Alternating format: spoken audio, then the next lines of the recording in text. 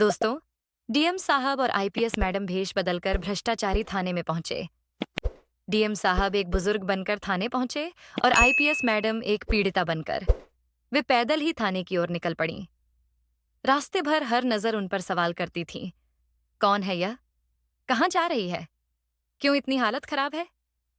थाने के बाहर पहुंचते ही उन्होंने लंबी सांस ली और अंदर दाखिल हुईं। स्टूल पर बैठे हवलदार ने पहली ही नजर में उन्हें तिरस्कार से देखा।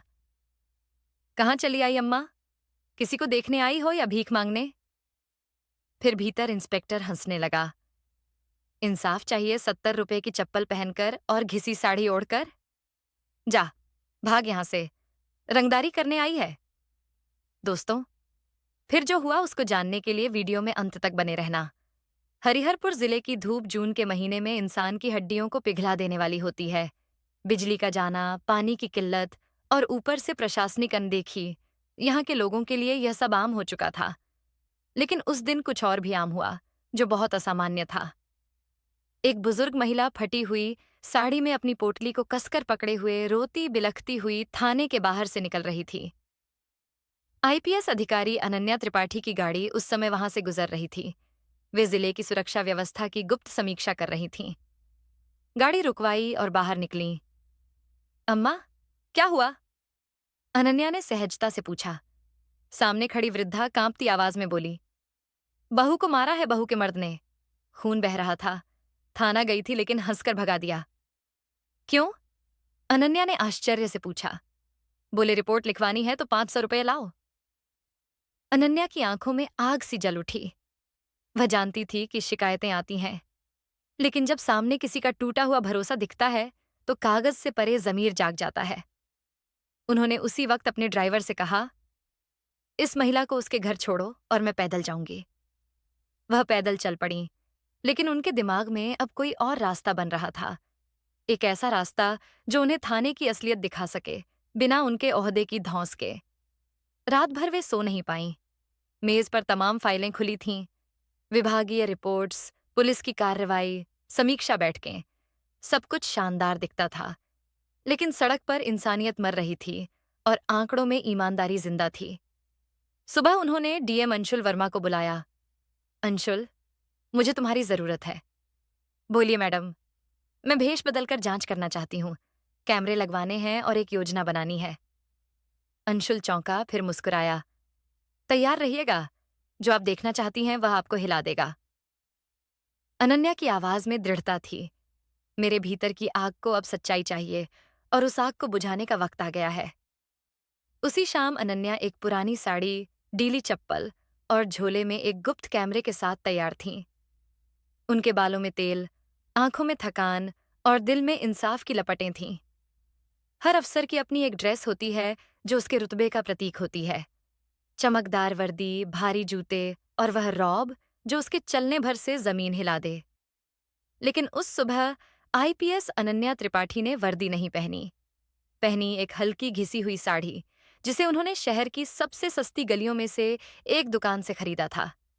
उसके साथ 70 रुपये की प्लास्टिक की चप्पल और एक पुराना झोला, जिसमें रखा था सिर्फ एक गुप्त कैमरा। दर्पण के सामने खड़ी अनन्या ने खुद को देखा। अब वे नहीं लग रही थीं जो हमेशा रहती थीं। अब वे एक आम औरत थीं। चेहरे पर थकान, बालों में नारियल तेल और आंखों में ऐसी संकल्प शक्ति जो कोई नहीं पढ़ सकता था। डीएम अंशुल वर्मा ने कमरे में प्रवेश किया। क्या आप तैयार हैं? उसने पूछा। अनन्या ने गर्दन हिलाई। हाँ, अब मैं वह देखना चाहती हूं जो इन दीवारों के पीछे छिपा है। हमने आपके झोले में कैमरा फिट कर दिया है। मोबाइल आपकी साड़ी के पल्लू में है। वीडियो ऑटोमेटिक रिकॉर्ड होगा। 2 स्टाफ थाने के बाहर नजर रखेंगे। जरूरत पड़ने पर इशारा कर दीजिएगा। और मेरी पहचान? अनन्या ने पूछा। सुधा देवी की बहन। झगड़ा हुआ है, रिपोर्ट लिखवाने आई है।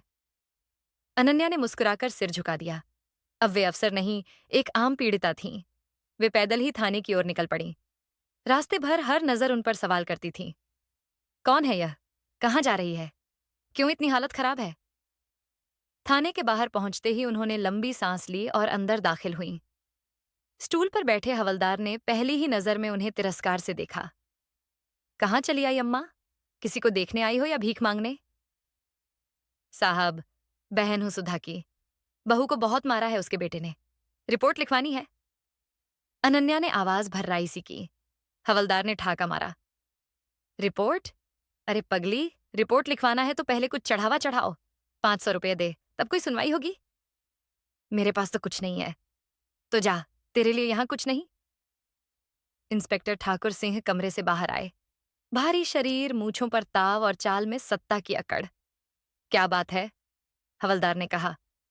कोई औरत आई है रिपोर्ट लिखवाने? पैसे नहीं है? इंस्पेक्टर ने अनन्या को ऊपर से नीचे देखा। ऐसी ही औरतों ने थाने को नाटकशाला बना दिया है। तुझे मारा है तो वहीं जाना, क्यों थाने आ गई? अनन्या की आंखों में आंसू आ गए। नकली नहीं, असली। ये आंसू इंसानियत की बेइज्जती के थे। माफ कीजिए साहब, मेरी बहू के सिर से खून बह रहा था। बस इंसाफ चाहिए। इंस्पेक्टर हंसने लगा।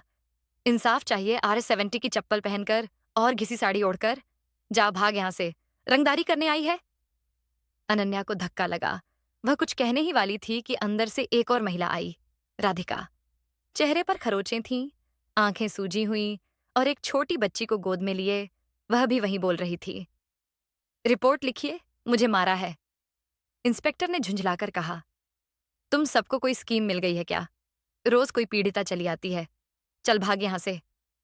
अनन्या ने उस दृश्य को आंखों में भर लिया और कैमरे में भी। हर शब्द, हर आवाज, हर अपमान अब साक्ष्य बन रहा था। DM अंशुल की टीम बाहर सब देख रही थी। उनका हाथ ट्रांसमीटर पर था, लेकिन अनन्या ने इशारा किया। नहीं, अभी नहीं। थाने में बिताए उन 20 मिनटों में अनन्या ने वह सब कुछ देखा जिसे फाइलों में आंकड़ों के पीछे छिपा दिया जाता था। हर मिनट एक तमाचा था व्यवस्था पर, ईमानदारी पर और उस वर्दी पर जो उन्होंने वर्षों की तपस्या से पाई थी। अब वह थाने से बाहर थी। चलती धीमे धीमे थी, लेकिन भीतर क्रांति की आंधी चल रही थी। बाहर खड़ी निगरानी टीम ने तुरंत संपर्क किया। मैडम, सब रिकॉर्ड हो गया, लेकिन अब क्या? अनन्या ने बिना पलटे कहा। अब न्याय अपने असली चेहरे में उतरेगा। शाम को DM अंशुल वर्मा के सरकारी गेस्ट हाउस में एक गुप्त बैठक बुलाई गई। कमरे में 2 टेक्निकल अफसर, एक महिला कांस्टेबल और खुद अंशुल मौजूद थे। कैमरे से निकाली गई रिकॉर्डिंग को बड़ी स्क्रीन पर चलाया गया। सबकी सांसें थम गईं। हर दृश्य, इंस्पेक्टर की बदजुबानी, हवलदार की घृणा भरी हंसी और पीड़ित महिलाओं की बेबसी एक-एक कर सामने आ रही थी। DM की आंखें भीग गईं। इससे शर्मनाक कुछ नहीं हो सकता, उन्होंने कहा। अनन्या चुप थी। वह कुछ नहीं बोल रही थी।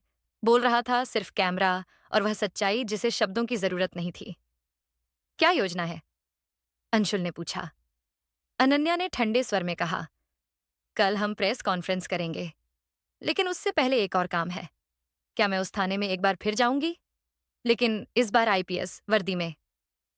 अगली सुबह थाने में सब कुछ सामान्य था। वही लापरवाही, वही उपेक्षा, वही अहंकार। तभी दरवाजा जोर से खुला। 4 गाड़ियों का काफिला रुका और एक झटके में IPS अनन्या त्रिपाठी अपने पूरे फॉर्म में अंदर दाखिल हुईं। वर्दी में उनकी उपस्थिति देखकर थाने में भगदड़ मच गई। इंस्पेक्टर ठाकुर हड़बड़ाकर खड़ा हुआ। मैडम, आदाब। कोई सूचना नहीं दी आपने आने की? अनन्या ने ठंडी निगाहों से देखा। सूचना तब दी जाती है जब विश्वास हो कि कोई स्वागत योग्य है। उन्होंने सीधे जाकर उसी कुर्सी पर बैठी जहां कल ठाकुर बैठा था। फिर बोली, कल इस थाने में एक महिला न्याय मांगने आई थी। क्या आप जानते हैं उसने क्या कहा? ठाकुर घबरा गया। नहीं मैडम। अनन्या ने एक इशारा किया। स्क्रीन ऑन हुआ और कैमरे की रिकॉर्डिंग सबके सामने चलने लगी। हर पुलिसकर्मी की आंखें नीचे झुक गईं। ठाकुर के चेहरे का रंग उड़ गया। हवलदार कांपने लगा। यह सब क्या है ठाकुर? DM अंशुल भी अब थाने में दाखिल हो चुके थे।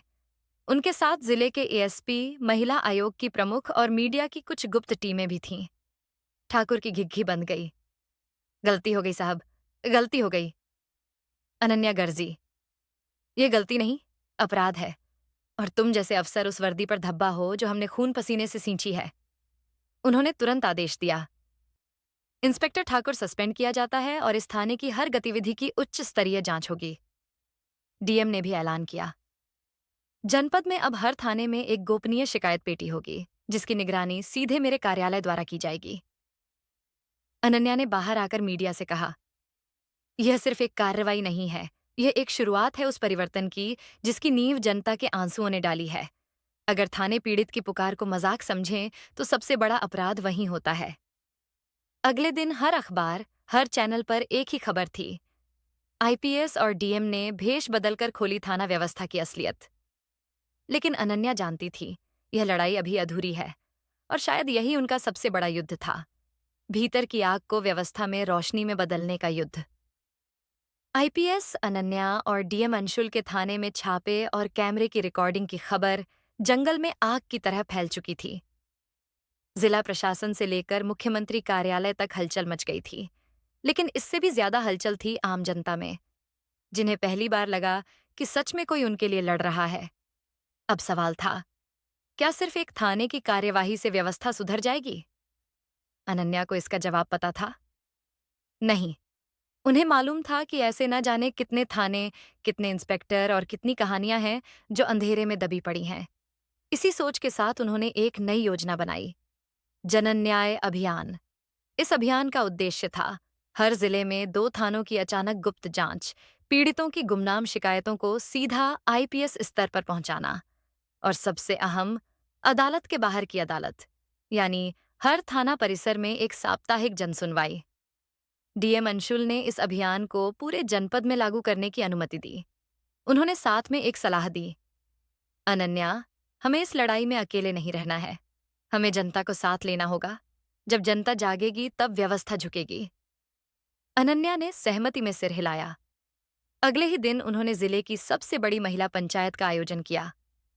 गांव देहात की सैकड़ों महिलाएं आईं। कुछ चेहरे खामोश थे, कुछ डरे हुए, कुछ उम्मीद से भरे। अनन्या मंच पर आई और बोली, आप सबके बीच बैठने आई हूं, भाषण देने नहीं। मैंने कल थाने में सिर्फ एक दिन बिताया था और आपकी दशा समझ गई। अब आप बोलिए, डरिए मत, ये मंच आपका है। पहले कुछ देर सन्नाटा रहा, फिर एक बुजुर्ग महिला उठी। मैडम, मेरा बेटा जब शिकायत लेकर गया तो कहाँ गया? कौन एफआईआर करेगा? 500 रुपये दो पहले। हम लौट आए। दूसरी महिला खड़ी हुई। मेरे साथ खेत में छेड़खानी हुई पर थाना बोला, शादी कर लो, मामला खत्म। तीसरी, हमेशा हमसे पहले जात देखी जाती है, फिर इंसाफ। हर बात एक जलता हुआ सच थी। अनन्या की आंखें नम हो गईं, लेकिन आवाज में आग थी। अब ना आप चुप रहेंगी ना हम। हर आवाज अब दर्ज होगी, चाहे कागज पर हो या कैमरे में। जनता से मिले इस समर्थन ने प्रशासन को और सशक्त बना दिया। हफ्ते भर में 2 और थानों की गोपनीय जांच हुई। एक दरोगा रंगे हाथों रिश्वत लेते पकड़ा गया। 2 महिला कांस्टेबलों ने खुद आकर बताया कि उनसे मानसिक उत्पीड़न होता है। डीएम अंशुल ने इन घटनाओं को गंभीरता से लिया और एक समिति गठित की, थाना सुधार समिति, जिसमें सामाजिक कार्यकर्ता, शिक्षक और रिटायर्ड जजों को शामिल किया गया। ये समिति हर सप्ताह रिपोर्ट तैयार करती और सीधे डीएम और आईपीएस को भेजती। अब परिवर्तन धीरे धीरे दिखने लगा था। थाना परिसर की दीवारों पर जनन्याय अभियान के पोस्टर लग चुके थे। एक गुप्त मोबाइल नंबर भी जारी किया गया जहां कोई भी अपनी शिकायत भेज सकता था। इस बीच मीडिया का ध्यान भी लगातार इस अभियान पर था। टीवी डिबेट्स में अनन्या की बहादुरी की चर्चा हो रही थी और अंशुल के प्रशासनिक निर्णयों की सराहना। लेकिन अनन्या जानती थी, असली लड़ाई अभी बाकी थी। अभी भी ऐसे अफसर थे जो अंदर ही अंदर इस अभियान को विफल करने की कोशिश कर रहे थे। और तभी एक फोन कॉल आया। एक 16 साल की लड़की की लाश एक सुनसान जगह मिली थी और थाना इंचार्ज ने इसे आत्महत्या बताकर केस रफा दफा कर दिया था। अनन्या के चेहरे की शांति टूट गई। अब अगला कदम हमें इस केस से उठाना होगा, उन्होंने अंशुल से कहा। डीएम ने गंभीर स्वर में कहा, अब यह सिर्फ एक प्रशासनिक लड़ाई नहीं रही, यह इंसानियत की परीक्षा बन चुकी है। और इसी के साथ अगली कार्यवाही की तैयारी शुरू हो गई, जहां इस जनन्याय अभियान को अब सीधे एक हत्याकांड के पर्दाफाश से जोड़ना था। शाम के धुंधलके में जिला कार्यालय के मीटिंग हॉल में आईपीएस अनन्या और डीएम अंशुल केस की फाइलें पलट रहे थे। वह 16 साल की लड़की, जिसका नाम रचना था, एक दलित परिवार से थी और उसकी मौत को आत्महत्या घोषित कर केस बंद कर दिया गया था। पोस्टमार्टम रिपोर्ट में भी गड़बड़ियां थीं। पोस्टमार्टम रिपोर्ट 6 घंटे लेट क्यों? अनन्या ने सख्ती से पूछा। शायद जानबूझकर, डीएम ने ठंडे स्वर में जवाब दिया और डॉक्टर को फोन किया गया। थाना इंचार्ज से अब यह कोई मामूली मामला नहीं रहा। ये हत्या थी, और हत्या के बाद सिस्टम द्वारा हत्या की दूसरी बार हत्या। अनन्या और अंशुल ने तय किया, वे खुद रचना के गांव जाएंगे। गांव करमपुर, जहां भय और चुप्पी एक जैसी गहराई से पसरी हुई थी। घरों के दरवाजे आधे बंद थे। लोग सवालों से बचते हुए निकलते थे। रचना की मां सीमा देवी एक कमजोर, थकी हुई महिला थी। उन्होंने अनन्या के सामने सिर झुका लिया और कहा, दीदी, हमने सब खो दिया। अब आप कुछ भी कर लें, रचना वापस नहीं आएगी। अनन्या ने उनका हाथ पकड़ा और धीमे से बोली, पर हम ये तय कर सकते हैं कि अगली रचना मरे नहीं। सीमा देवी की आंखों से आंसू बह निकले। धीरे धीरे सच्चाई बाहर आने लगी। रचना हर रोज स्कूल जाती थी, लेकिन पिछले कुछ महीनों से एक सब इंस्पेक्टर उसे परेशान कर रहा था। जब उसने विरोध किया तो धमकी मिली, तेरे घर वालों को झूठे केस में फंसा देंगे। उस दिन रचना स्कूल से नहीं लौटी। अगली सुबह उसकी लाश खेत के पास मिली। आईपीएस अनन्या ने कैमरे पर रिकॉर्डिंग चालू कर दी और रचना की मां का बयान लिया। फिर उन्होंने गांव में पंचायत बुलाई। वहां उन्होंने कहा, आप सब चुप हैं क्योंकि डरते हैं, लेकिन अब अगर आप बोलेंगे नहीं तो अगली बार आपके घर की कोई बेटी जा सकती है। गांव की कुछ युवतियां उठीं। मैडम, हमें भी डर लगता है, पर आज आप हमारे बीच हैं, इसलिए हम कह रहे हैं। हाँ, रचना के साथ ज्यादती हुई थी, हम सब जानते हैं, पर कोई कुछ बोल नहीं सकता था। अनन्या ने तुरंत एफआईआर दर्ज कराई। इस बार थाने के बाहर जनता के बीच रिपोर्ट लिखी गई। आईपीसी 302 हत्या, 376 बलात्कार, एसएससी एसटी अत्याचार अधिनियम और विभागीय कार्यवाही के लिए अतिरिक्त धाराएं। डीएम अंशुल ने खुद थाना इंचार्ज और पोस्टमार्टम डॉक्टर को निलंबित किया और मेडिकल बोर्ड से दोबारा पोस्टमार्टम का आदेश दिया। इस पूरी कार्रवाई को मीडिया ने सच की कब्र से आवाज नाम दिया। सोशल मीडिया पर child justice for Rachana trend करने लगा। दिल्ली तक इसकी गूंज पहुंच गई। मुख्यमंत्री ने खुद ट्वीट किया, ऐसे अफसरों पर हमें गर्व है, दोषियों को बख्शा नहीं जाएगा। लेकिन इस जीत के पीछे एक और बड़ा डर छिपा था। एक अधिकारी ने अंशुल को फोन कर धमकी दी, डीएम साहब ज्यादा नायक मत बनिए, ये सिस्टम आपको निगल जाएगा। अंशुल मुस्कुराए और बोले, सिस्टम के डर से अगर कोई सच बोलना बंद कर दे तो बदलाव कभी नहीं होगा। उधर अनन्या ने देखा, कोई उनके घर के बाहर 2 बार चक्कर लगा चुका है। उन्हें एहसास हुआ, अब उन्हें और उनके परिवार को भी खतरा हो सकता है। लेकिन वह पीछे हटने वालों में से नहीं थी। उन्होंने अगले दिन प्रेस कॉन्फ्रेंस बुलाई और एक नया ऐलान किया, हर केस जिसमें थाने की भूमिका संदिग्ध रही है, उसे दोबारा खोला जाएगा। जनता की गवाही ही अब सबसे बड़ा सबूत बनेगी। अब जनता से डरने की बारी व्यवस्था की थी। 16 साल की मासूम रुखसार की संदिग्ध मौत के बाद आईपीएस अनन्या और डीएम अंशुल की रातें चैन से नहीं कट रही थीं। पोस्टमार्टम रिपोर्ट ने साफ कर दिया था कि यह आत्महत्या नहीं, बल्कि हत्याकांड था, और इस मामले को जानबूझकर आत्महत्या बताकर दबाने की कोशिश की गई थी। डीएम अंशुल ने तुरंत जिले के सभी एसडीएम को बुलाया और कड़े शब्दों में निर्देश दिया, अब एक भी केस दबाया गया तो उस अधिकारी की सेवा समाप्ति की सिफारिश की जाएगी। आईपीएस अनन्या ने इस केस की जांच अपने हाथ में ली। उन्होंने सबसे पहले उस इंस्पेक्टर को निलंबित किया जिसने रुखसार की मौत को आत्महत्या बताया था। फिर उन्होंने उस इलाके के सीसीटीवी कैमरे, कॉल रिकॉर्ड्स और रुखसार की मां के बयान को आधार बनाकर नए सिरे से केस तैयार किया। जांच में जो खुलासा हुआ उसने सबको हिला दिया। रुखसार एक स्कूल में पढ़ती थी, जहां उसका पीछा करने वाला एक रसूखदार नेता का बेटा आर्यन था।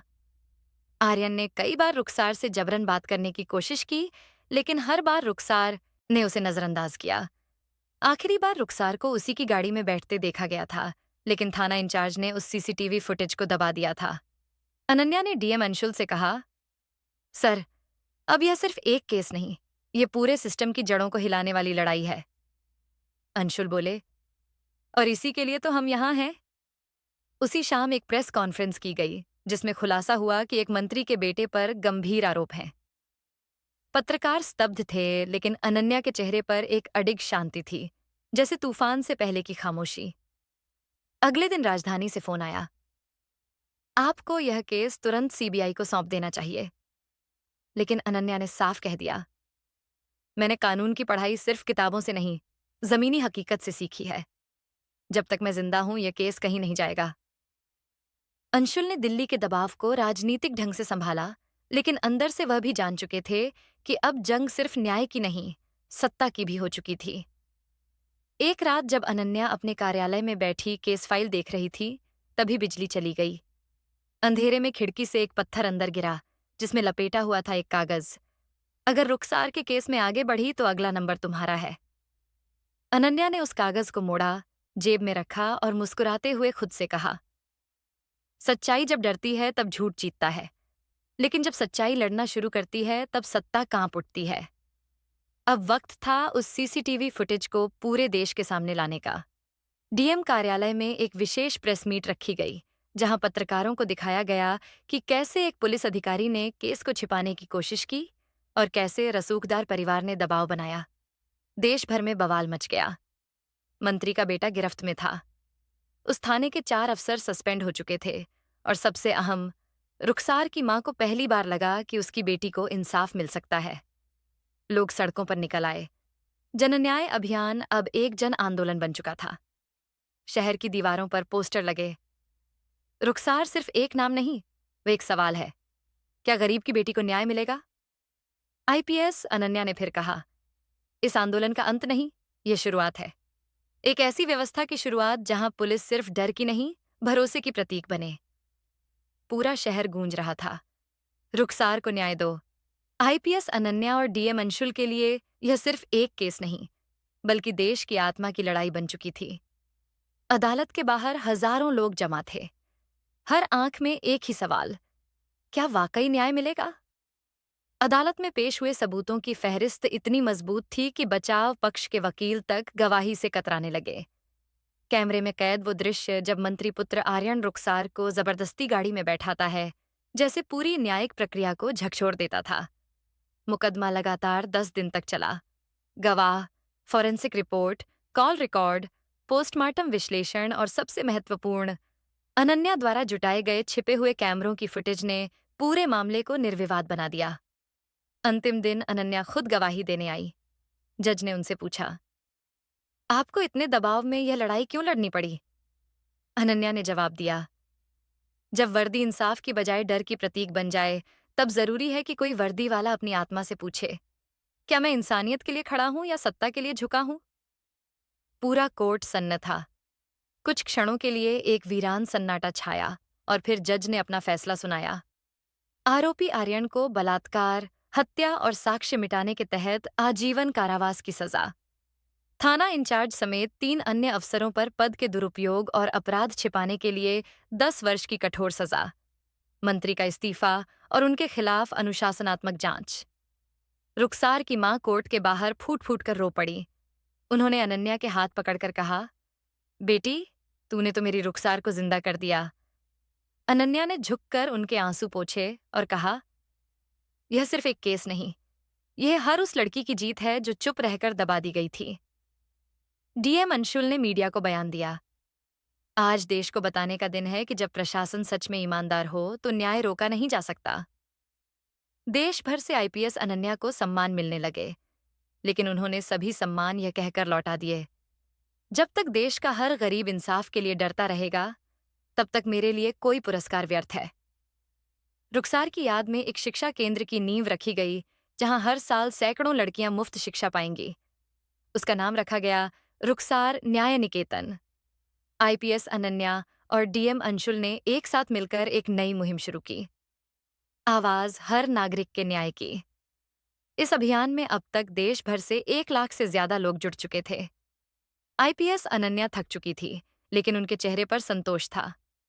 उन्होंने अपनी डायरी में लिखा, मैं जानती हूं यह लड़ाई यहीं खत्म नहीं होती, पर अगर आज एक रुखसार को इंसाफ मिला है तो कल 100 रुखसारों को भी मिलेगा। यही उम्मीद, यही संकल्प मेरी सबसे बड़ी जीत है। तो दोस्तों, इस वीडियो में बस इतना ही। अगर आपको ये वीडियो पसंद आया हो तो इसे लाइक करना बिल्कुल न भूलें। आपका एक लाइक हमें और बेहतरीन कंटेंट बनाने की प्रेरणा देता है। इस वीडियो को अपने दोस्तों और परिवार के साथ शेयर करें। हो सकता है यह वीडियो किसी की मदद कर सके। अगर आप हमारे चैनल पर नए हैं तो जल्दी से सब्सक्राइब कर लें, क्योंकि हम आपके लिए ऐसी ही जबरदस्त जानकारी लाते रहते हैं। सब्सक्राइब करने के बाद बेल आइकन जरूर दबाएं, ताकि आपको हमारी हर नई वीडियो की नोटिफिकेशन मिले। हम पूरी कोशिश करते हैं कि आपको बेहतरीन कंटेंट दें। आपके सुझाव हमारे लिए बेहद खास हैं। कमेंट में हमें जरूर बताएं कि आपको यह वीडियो कैसा लगा। इस वीडियो को देखने के लिए आपका दिल से धन्यवाद। आप हमारे लिए सिर्फ दर्शक नहीं, परिवार हैं। हमारा मकसद सिर्फ जानकारी देना नहीं, बल्कि आपके जीवन में सकारात्मक बदलाव लाना है। इसलिए वीडियो को पूरा देखें और सीखें, कुछ नया करने का जज्बा हमेशा बनाए रखें। कभी हार मत मानिए, क्योंकि हार के बाद ही जीत होती है। मेहनत करते रहिए और खुद पर भरोसा रखिए। हर दिन कुछ नया सीखिए और दूसरों को भी सिखाइए। इसी सोच के साथ हम आपसे विदा लेते हैं। अगली वीडियो में फिर मिलेंगे, नई जानकारी और नए जोश के साथ। तब तक खुश रहें, सुरक्षित रहें और सीखते रहें। मिलते हैं अगली वीडियो में।